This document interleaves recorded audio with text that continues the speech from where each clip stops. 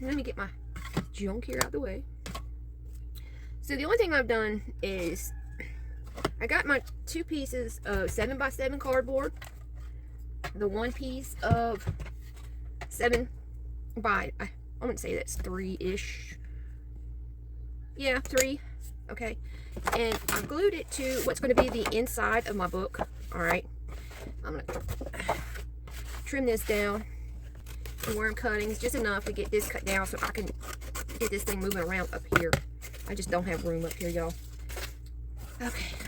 And this problem of it sagging, once we get the spine, the outside cover on, it'll stop doing this, okay? Or at least it should. But yeah, I left myself, like I said, I left myself a little bit all the way around. I got some wiggle room.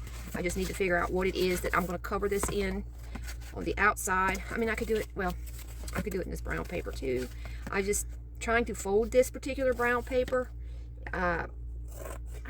Yeah, I'd rather just go ahead and use the rolled up kind. This cardstock is rather stout for trying to do fine edges and things. I'm just trimming up where I went way off the thing. I know it doesn't look like much now, but once we get this guy covered, like I said, I'll probably use some of this brown paper to cover.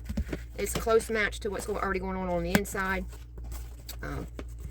Like I said, I'll trim all this up, get it nice and straight and even.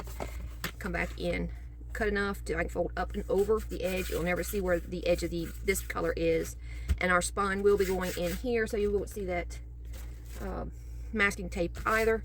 It's another thing you can do besides just masking tape around the cardboard. Once you get this good and straight, you can also come back over it with some more masking tape here, there, and everywhere. It just keeps your paper from ripping in the long run.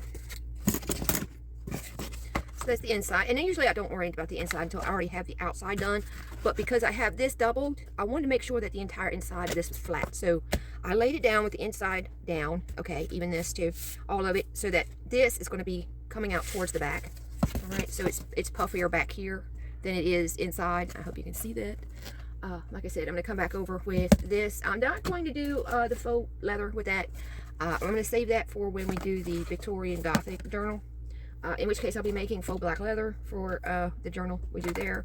I still haven't decided on how deep that, how big the spine's going to be on that yet. I do want to get the pieces here, but I'm thinking what's going to happen with it is it's going to be standing up like this. There will be a knob there so that when it's opening, the whole book is still elevated. At least that's the plan right now. I can't wait for the stuff to get here. Another thing too is if you want to use some 12x12s, which is what I used in here, you will have to probably join them somewhere. I was thinking about doing that since I have, Wally World just came with some black cardstock, so if I wanted to do this in black, I'll definitely have to join these up.